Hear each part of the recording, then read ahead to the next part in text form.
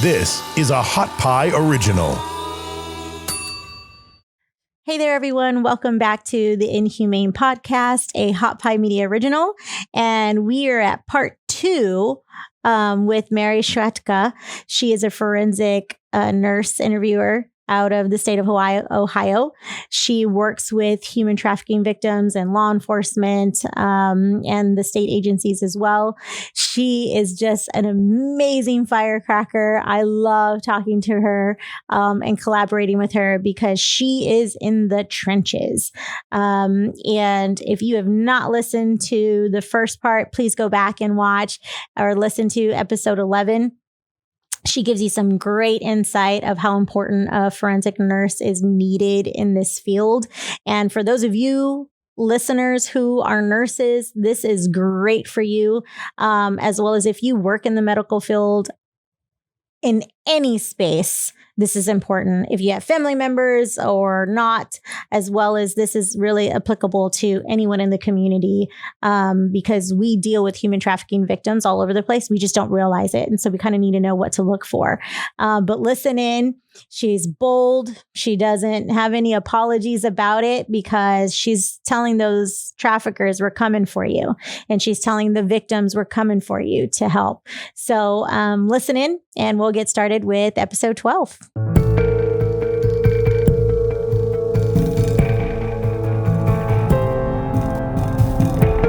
The other thing I wanted to say quickly is, if you're in a furniture store and you see somebody walking around the store, or you're at the mall and you see maybe an older female or a male, and you see them walking around and just like they keep circling the child, that's a real red flag, right? And it's like, where's the mother? You know what I mean? And they will do that. And especially at the malls, especially in the summertime now, you're going to have 12, 13, 14-year-olds, 15-year-olds going to malls.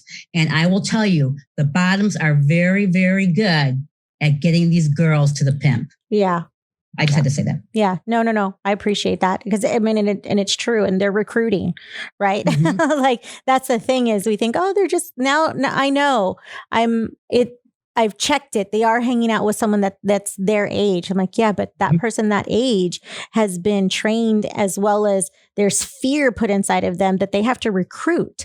And so they're recruiting your kid. It's peer on peer recruiting. So we can't tell you enough that your parental guidance has to be stronger than what it ever was before. Right. Yeah. And we all know, like when you talk to different generations, right? Like my dad, it could be way dark outside. He wasn't expected to come home like at all until dinner time. Then he'd come home and he's fine because it was just a different era there. Yes. Right. My dad's playing around with friends. They all walk home together. Totally different. Opposed to me and my brother. That man had us on lockdown. Like I'm talking when, in the early 80s, it was all about like, you heard more about child molestation, like it was coming out and the statistics, how it was probably somebody you knew. My brother and I were not allowed to stay at anyone's homes. Like we did not, I don't know what a slumber party is like. He didn't even we couldn't even go with our own grandparents or his siblings or my mom's siblings. He had us on lockdown like that. He was like, not happening. And so now, same thing, right? When you raise your kids now, you're like, okay, social media everything's a double-edged sword, but social media is totally luring, your kids, and we don't even realize it. We think that it's so safe. And that's kind of what, I really want to talk to you about. You're a forensic nurse and you went into I guess talking, or maybe you can explain how you've kind of connected with law enforcement and your anti-human trafficking task force and said, hey, we need a forensic nurse here. And so I'm going to go on these operations with you. And tell us, I guess the one that you and I talked about was the infamous one was recent, was Operation Autumn Hope. Mm-hmm. And so for those of you who aren't aware, I think y'all found 44, right? Mm-hmm. It was 44 children that were missing in this trafficking ring in this operation. So talk to us a little bit about that. Well, it all started, and thank you for asking about that. Because it was an idea that I had in my head for a long time. Yeah. And I did that. And I knew these detectives very, very well because when I was over at the hospital, and when you work nights, every nurse knows when you work nights, anything can walk through that door. And usually does, Usually on nights, it's like a horror story, So you get everything and anything. And so a lot of times I'd be calling the detectives and say, hey, you might want to come down here. Here's what's going on. So I got to know them all very, very well. Okay. And I had talked to one of the detectives. I'm like, hey, what do you think about this idea? And he goes, that's a great idea. He said, but it might be a hard sell. So I actually got an appointment with the Attorney General's office here in Ohio. The Attorney General obviously was not available, but I did talk to his second in command. Mm-hmm. And I went in, I told him my proposal. I think this is going to work. We can get the guys, we can get the girls, and I think this is really going to work. And he sat there for a couple minutes, and then he looked at me and he's like, okay. And I was like, what? and so your proposal, to be clear, your proposal was saying, hey, you have these human trafficking operations going on. I need to be there. A forensic nurse needs to be within this operation because as soon as they go in, they clear the room, everything's safe. Then you go in and speak with the victims. Yes. Correct? That's the proposal. Yeah. Yeah. Okay. So, a lot of times, what'll happen is, the detective sets up a date, if you will. Mm-hmm. And then the victim comes in and, as soon as there's exchange of money or verbiage, they are taken down. And then you're right. I'm in a safe part, right? And then they bring the victim up to me. Mm-hmm. And, when the victim comes, I stand up, I introduce myself and I go, hey, how are you? Yeah. And what can I do for you? And, and then we're sitting down and we're just talking about whatever. And you get some information out of them. Yes, we did have one in January. Mm-hmm. And we had one on my birthday, actually, October 21st. Yeah. It was going on. And I think the one in January, we had 9 girls. Mm-hmm. And actually, they brought me a pimp because they thought the pimp may have been injured. But you know what? You're a nurse. You do what you got to do. Sure. Mm-hmm. You took an oath. So, and then in Operation Autumn Hope, this was huge. This was all over Ohio. Yeah. Finding these kids, these little guys, finding these kids. I think I had like 13 or 14 girls during, 3 day, I think it was a 3-day sting. Because by the 3rd day, we're all fried. But, right, I bet. And they bring them up and it's victim after victim after victim, story after story. And, you're listening to this.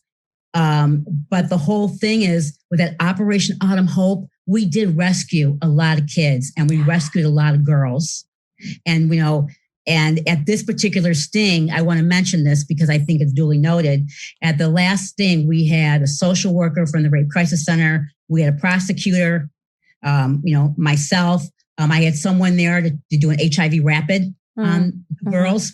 And so we had all these resources for them. Amazing. But do you know the biggest thing the girls wanted was to have their records expunged?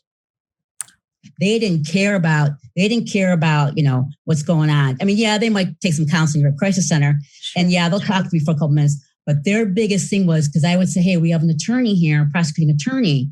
Would you like to talk to her? And they're like, yeah, that's the biggest thing they wanted. They wanted those records. Why do you think that expunged. Is? Because if their records aren't expunged, they can't have a real life. Oh yeah, 100%. But why do you think they wanted that? So for example, right, we know we encounter victims that they're in a state like going to work is, you're talking probably 2-3 years down the road, right? Because they got a lot of stuff going on and they need the public, they need the community to take care of them, right? They need that residential treatment. They need all that trauma. So work is way down the road. Mm-hmm. So I find it absolutely, enlightening and amazing that these individuals, they're like, expunge my records. Like in other words, I think that tells me they're like seeing forward. They're like, I'm ready to move forward. I'm here. You've helped me. I'm moving forward, which normally we know a lot of them stay over here for a while, right? That's their journey. That's not one is better than the other. But that tells me that's a forward thinking mindset with all their trauma. And the other thing is that you made a really great point. And just to add to that is it's a source of empowerment. Yeah. Them. You take away my record and all the things that you said I did. Right. You take away that record. That gives me some empowerment. That's going to boost my esteem. It's going to, boost my morale. It's going to want to make me go get that GED. Right. It's going to want me to go to college. So I can start my life if you just take this away from me, and it gives them that courage that they need to move forward, and it gives them that empowerment.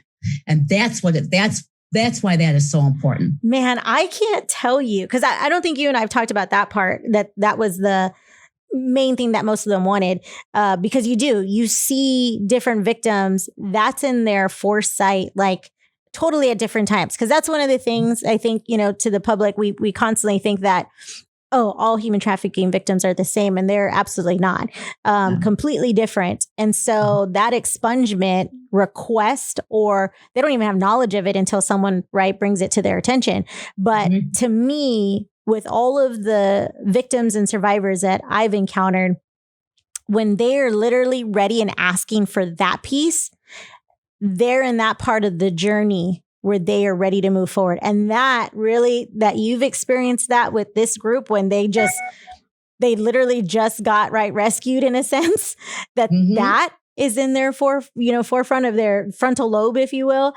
That just warms my heart, in the sense of no one's going to take me down again. My power, I'm getting my power back, and I'm moving forward.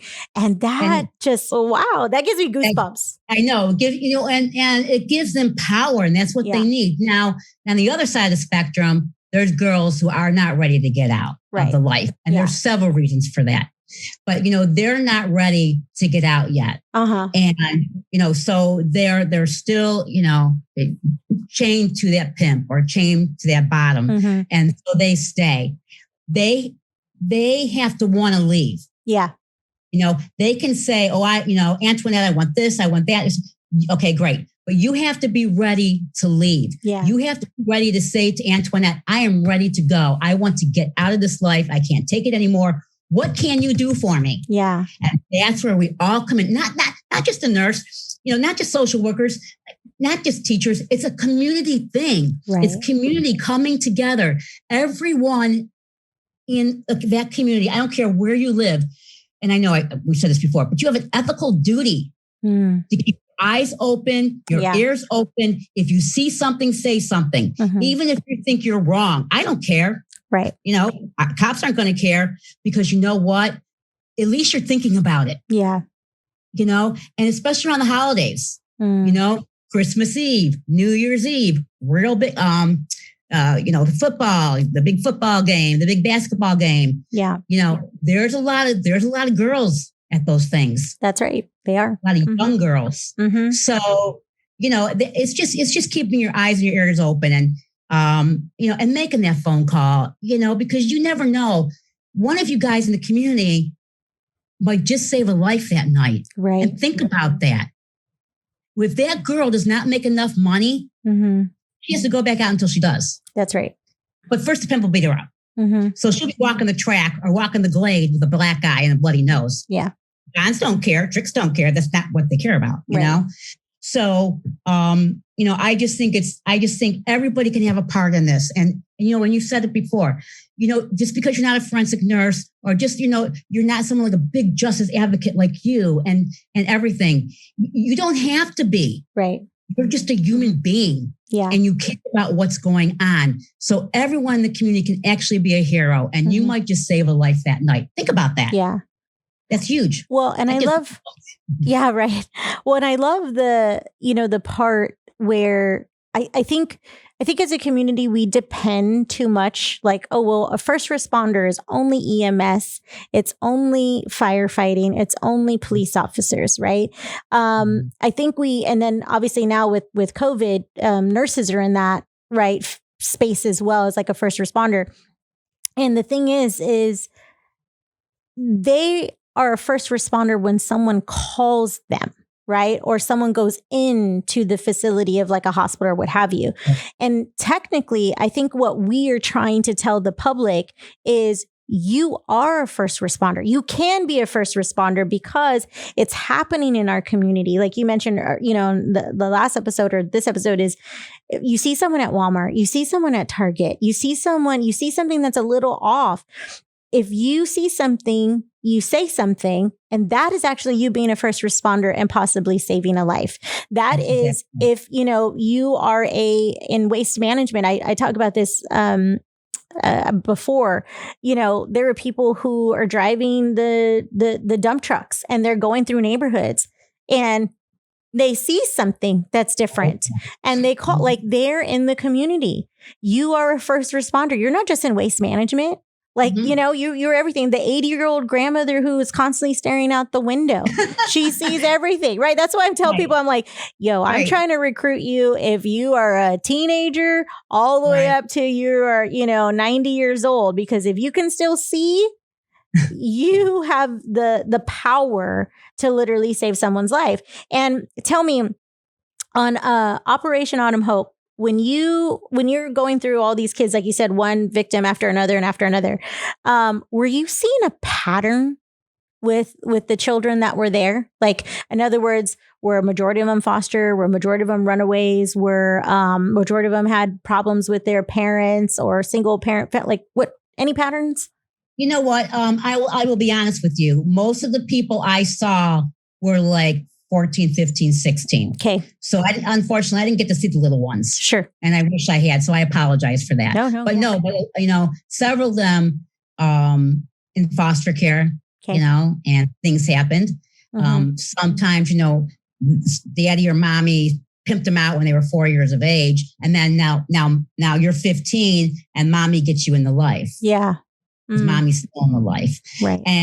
But you see, you do see a lot of that violence and because, they're going to threaten the victim, first of all, and just like a female, they will threaten them. If you say anything, you know what? They're going to put you in jail. Telling a 6-year-old, they're going to put you in jail and, you'll never see me again.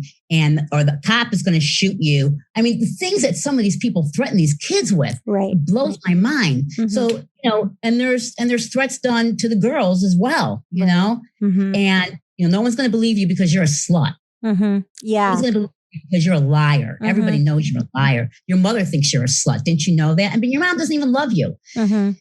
So you say that to somebody that's 14, 15 years of age, absolutely, who's been messed up since they were 4. They're going to believe you because they feel like they are worth absolutely nothing. Right. So, I wanted to add that. And one other thing I want to add real quick. So if you guys are at a furniture store, okay, like, I don't know what you guys have down there, but you're at a furniture store and you see a couple guys walking around the furniture store, one's going one way, one's going the other way. And there just happens to be a cute little 4-year-old girl with blonde hair and blue eyes. And mommy steps away for a minute. You better keep your eyes peeled because they will do that. Right. They'll like sharks, you know what I mean? They'll circle it and then they will go and they'll just, they'll grab the child. Who's better than a 2 or 4-year-old little girl, blonde hair and blue eyes? Really? I mean, and you can't make this stuff up. We talked about that. Right. Before. You cannot make this crap up. And I go and I was teaching all over. And I will tell you, every time I taught about sex trafficking, there were 2 or 3 girls that would come up to me afterwards and say, "Can I talk to you?" Right. So, so they were in a foster care and, the guy who was supposed to care for them is now coming into their bedroom every single night. Right. And so these stories are just, they're explosive. Yeah. But the community, really, I can't stress this enough, and you made such a great point. You don't have to be this, you don't have to be that. Just be a human being. Guess what? That could be your child. Yeah. That could be, wouldn't you want somebody to say, on your child, hey, there's a 13-year-old here up at the mall and this lady keeps bothering her and she doesn't know her. Right. Or this guy keeps following her. Don't you want that for someone to step in and say, hey, get away from that kid? Right. Yeah. I love that part. And when we say, hey, this could happen to your kid, right? I think the community still has a hard time, right, putting themselves in those shoes. However, I think they can put themselves in the shoes of every time you've done a training or a talk, which is exactly the same as me and everybody else in this space. Whenever we do a training, a presentation, some little, talk in front of the community, it never fails. There is always a handful of people that come up and say, hey, that they're describing an incident that looks exactly like human trafficking. And they just didn't know how to articulate it, or they didn't know it had a name, right? Like that's it. But once they sat down and heard what human trafficking is, or whatever the conversation is, but about human trafficking, they all of a sudden are like, they can identify with that. And then they come to you and say, hey, this is happening. So just one of the talks I did the other day, same thing. Handful of people came up. I explained, this is what I think you should do. Tell me if you're not getting through, then I can call some of my contacts. You're talking one after another. So I say all that because that's your community. So maybe you can't put yourself in the, have the perspective of that happening to your kid, but that just happened to someone in your community. The same place that you were sitting in and listening to that presentation, and it's happened. So you can't tell me that it's not happening, right? Like, there you go. That is pure, straight evidence that it's happening right then and there. So again, what are we doing about it? Oh, it's literally in your, I didn't mean to cut you off. No, you're fine. But it's literally in your own backyard. Yeah. Don't you want it out of your backyard? Right. So say, it's the summertime and your friend Susie, all right, now let's go back. Say it's school time and your friend Susie, all of a sudden she's coming home with a new cell phone, new clothes. Yeah. And nobody's questioning it. Here's Susie, who would much rather wear jeans and a sweatshirt and her tennies, is now coming to school maybe with a nice coat and earrings and makeup. You know what? And she's never home on the weekend. Yeah. I see her all week during school, but I don't see her on the weekend. You know what's happening? She's walking out of her house. She's walking down the street to the stop sign, and guess who's waiting for her? Right. She now gets pimped out all weekend. They bring her back on a Sunday night, and then she goes to school during the week. Yeah. And these are real stories. Yeah. It's like with Yell, these are real stories. You can't make this up. And there are people who know people like, you know what, maybe I need to talk to Antoinette because this doesn't sound right to me, or maybe I should ask Mary this question because it's growing. Yeah. And I was watching a documentary on Thailand. I think I know I said this to you a few times, but because it just upset me, but at the very end of the documentary, they started talking about 2-year-old little boys. And Antoinette, that's what drove me. I mean, that's what drove me. So when you and I connected, that's what drove me to be like, you know what? There's somebody that actually thinks like I do, Yeah, right. Like, this is wrong, Are we going to totally eradicate it? Of course not. But can you put a dent in your community? Sure, you can. If you live on Quentin Road and all of a sudden, your friend lives on Quentin Road and something's not up, that is someone on your own street, right? And you make such a great point about the community. And I think with everything going on, all the tensions and everything and the COVID, we're kind of drifting apart. No, this is when we need to come together because that could be your nephew, your grandma. And, and they used to say the age of entry was 12 to 14. That's not true. That's right. It can be from 0 to 70. And that was like, oh my gosh, I can't, with the black market, probably with the babies, but I was like, wait, how old? So when you hear people say age of entry, no, it's not true. Yeah. But and as long as they can see and they can talk, guess what? Fair game. They're fair game. That's right. Right. They are fair game because that's what it is, right? When it comes to a business and you look at commodities, and if you talk to anybody in the commodity business, right, and they trade, and I think during the pandemic, you see so many people like, oh, let me look at stocks and, things like that. Like those are commodities. So if you look at commodities, people are constantly looking at what is their ROI. They dump it when it's no longer going to be an investment, right? And they're not going to make money off of it. Well, off of a human being. And because we are in this sex-crazed world, that is something that isn't going to go away unless we stop it. And I almost think of like when you said like, hey, if it's happening in your backyard, right? And if it's happening down your street, wouldn't you want to do something? And so I think of like, let's say you had an infestation of like roaches. What are you going to do? You're going to get that exterminator and you're going to spray it. Let me give you a better example. So I live here in South Austin, and all of my neighbors, there's maybe like 50 homes only, and we all live on an acre. Okay. So when one neighbor sprays for ants, because we have like a green belt and a creek, so we got a lot of wildlife and a lot of insects. Oh, yeah. So when one neighbor sprays for like fire ants, guess where the fire ants go? They go to the neighbor, right? So we all kind of let each other know, hey, we're all going to, so we all spray kind of at the same time, or do whatever it is that we need to do to get rid of the fire ants.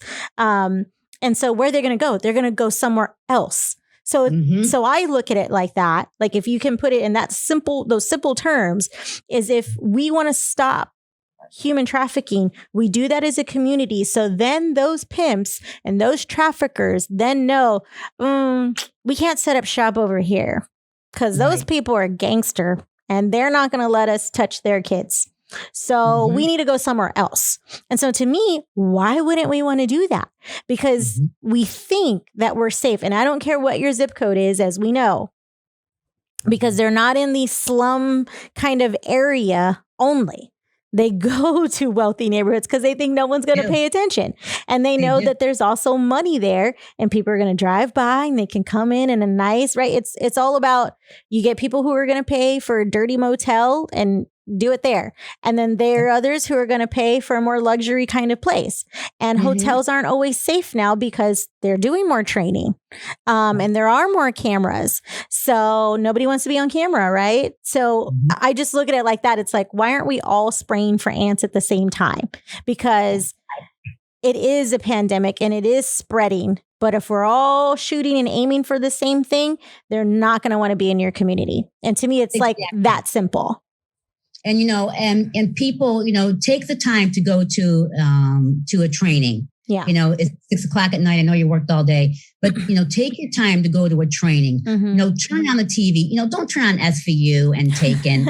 I love, don't get me wrong, I love it, but, go to a training and listen to someone like you or someone like me and ask your questions. Yeah. Because this is the truth, you guys. And it's not going anywhere anytime soon. So picture yourself as a mom. Yeah. Your kid's not coming home that night. Right. Ugh. Your kid's never coming home. See, and that's so cold, right? Like that should send chills up and down your spine where you're like, okay, there's actual resources and tools.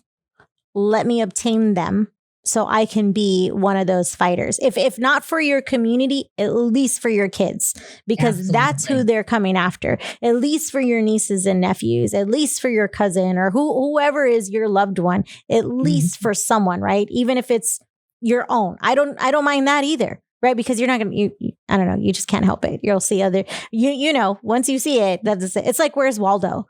If anybody remembers Where's Waldo, it's just like that. I'll go to the mall with my daughter and she's 25. Yeah. And I'll go to the mall with her and she's not allowed out of my sight. I'm really sorry. But I'll be watching these people going around, these little kids. And then there's always people who are sitting there watching these little girls walk by. Yeah. Especially in the summertime, watch these little kids walk by and you just want to go up and what are you looking at? Dude? Right. What do you think you're looking at? And there has to be people like that. And, I'm not saying go up and punch them, but, watch what they're doing. Right. It's like they're licking their chops, right? It's like they're licking their chops of like, their chops. I'm just waiting for that moment. And even if it's just a connection, I think the other thing is we tell people, or people have this assumption that it's just, they're going to go and grab them and just kidnap them. When we know that's actually less, right? That's like 1%. They will take their time grooming because they know how much money they are going to make. So that's their first encounter, meeting them at the mall. And then they exchange phone numbers or, contact. Then they go from there and there and there. And that's it.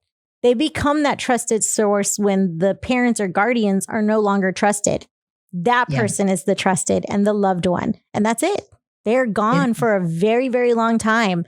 And they take them from state to state. They take them from city to city. Yeah. They take, because they don't want them in one place too long. Nope. But I wanted to say, so say you guys, it's a nice Saturday night, okay? Everybody's sitting out their porch, whatever, having a cookout. Say you see people going, you see people going in and out of house. Mm-hmm. One right after the other, okay? Just in and out. And it could be a drug house, absolutely. But my guess, usually drug trafficking, you're going to have some sex trafficking. So you're watching that and you're like, oh my God, that house has had 20 people in there in the last 2 hours. And most of them are girls. Mm-hmm. That's a thing to think about. That's a call to law enforcement and say, hey, this is what I'm noticing. I happen to be up at 3 o'clock in the morning and they're still doing it. Right.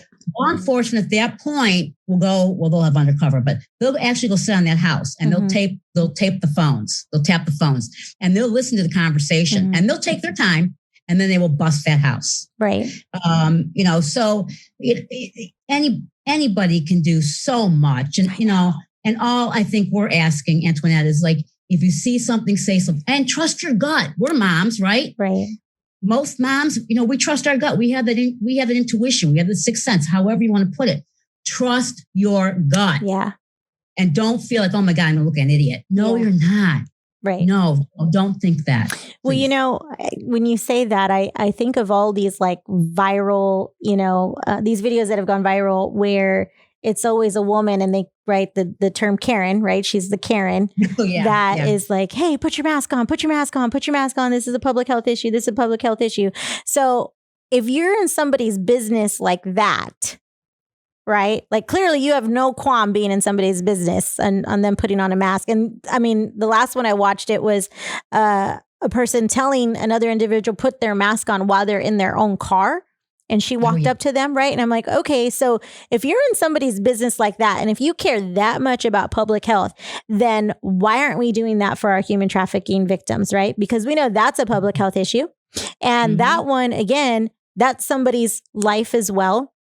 Mm-hmm. And I rather, like you said, I rather be wrong because it's happened to me where I didn't say something. Yes, I was living in another country. I didn't know who to call. I didn't know what. I didn't even know how to articulate what I saw at the time. But that haunts me. And that has got me into this, and obviously helped me get into this fight. But if I knew what to do, and when I tried to say something, they cared more about my safety than what was going on over there. So that haunted me for a really long time. Obviously, I've made peace with it, but it doesn't make me feel good. And so now it's like with all of this education, right? With all of our smartphones, because back then there were no smartphones. So you can get information anywhere. You can take a photo. You could do all these things and you know where to report it. I don't want that to happen to anybody else. Where they're like, man, I felt something. I didn't know what to do because it will haunt you. And we know it'll haunt you. But that little thing pushed you to the point where it was like, you know what, I'm never going to do that again. Right. And I'm going to get really acclimated. I'm going to get really used to, sex trafficking, get acclimated to what you need to know. And I'm going to make a difference. Yeah. So you took that and, like you said, you made peace with it. But now you're taking the bull by the horns. You're like, you know what? I'm sick of this stuff. Yeah. We are going to we're going to work together and come up with some kind of game plan, and as you and I talked, what I'm trying to work on now, but, it's just the coming of the community. And once, on the next one, once we talk about how to recognize a sex trafficking victim, and if you're a nurse, what questions to ask. Yeah. That's going to be really important, from tattoos to, are you allowed to come and go as you please? Right. Do you have a cell phone? Do you have ID? There are some girls out there that have 2 or 3 forms of ID. That's right. Hello. Or 2 phones, sometimes no phones, sometimes 2 phones, but may have condoms in their purse, may not. So there's little things that you can do to look for. And if your victim is sitting there and all of a sudden she dumps out her purse and there's condoms, she's trying to show you something. Right. She's trying to tell you something. Read her face, read her eyes, and don't just walk away. like you said, ask them, what's wrong? What can I do for you? Let's talk. Right. And pull up that chair. Don't stand over them. Yeah. That's not a cool thing to do. Well, Mary, that's actually a great teaser for our next episode, because that's exactly what people I think need to know. And to be honest with you, when we bring Mary back, it isn't specifically just for nurses, right? I mean, you could be a phlebotomist. You can be, like we mentioned, anywhere where someone is getting registered for something and you're the registrar, and you do admin work, but you see something and that intuition kicks in. So there's just so many areas where all of us, no matter if you're a blue collar worker, white collar worker, stay at home mom, it's literally for all of us. And we want to equip all of you with as much information as possible where you're able to take action. And I think one of the things just between our conversation with Mary and I, the call to action that I wanted to give everybody, is really like, look into your task force in your own city. Really see what are they doing, what is going on, what help you may actually be able to partake in. They may need like some technology, and you fundraise to get that technology that helps them, right, link all of these pimps and these traffickers a lot better. Some of them lack a lot of resource. Ohio has a great task force. Tarrant County here in Texas, up in the Fort Worth area, they got a great task force as well. Like, they're all in sync. They talk to one another. They like eliminate silos. Like, it's a beautiful thing. So see in your area, right? Like, what are those task force? And I think I can't, like Mary, again, I can't thank you enough for coming on. And I'm so excited about the next episodes that we'll bring you on, because I do want you to talk about some international, operations, rescue operations that is going on in your brain of yours and in your heart. Because same thing with you, when it's there, you're like, now we got to take action and make this happen. And I know that these international rescue operations are going to happen. Whether we got to do it with blood, sweat, and tears like we normally do, but we're going to do it, my friend. We definitely are. Oh yeah. And you know what? And there's just so many countries, like you said, so many third world countries out there. It's just getting that international task force together, and allowing people like us to be on the task force, because the work that we can do is phenomenal. And you know what? And the thing is, it works here. So I know we can make it work in another country, and so. Yeah. Well, thank you so much, Mary. I appreciate you as usual. And we look forward to having you on very, very soon. Because we've been dying for this conversation to happen. And so there's so much where we can run off and talk about other things. So I got them all. I made my little list so that we can make sure that happens on the next go around. It's easy to get off topic and talk about other things, but you know what? But that's a good thing, because you know what? It's like sitting here, I'm drinking my coffee, you're drinking your water, and it's just like sitting down around the table, just talking. That's right. And I think that makes more of an impact than, giving stats. Right. Fair enough. Yes. So true. So true. Well, we look forward to bringing you back, and you and I will talk later next week. Sounds good. Thank you so much. And thanks everyone for listening.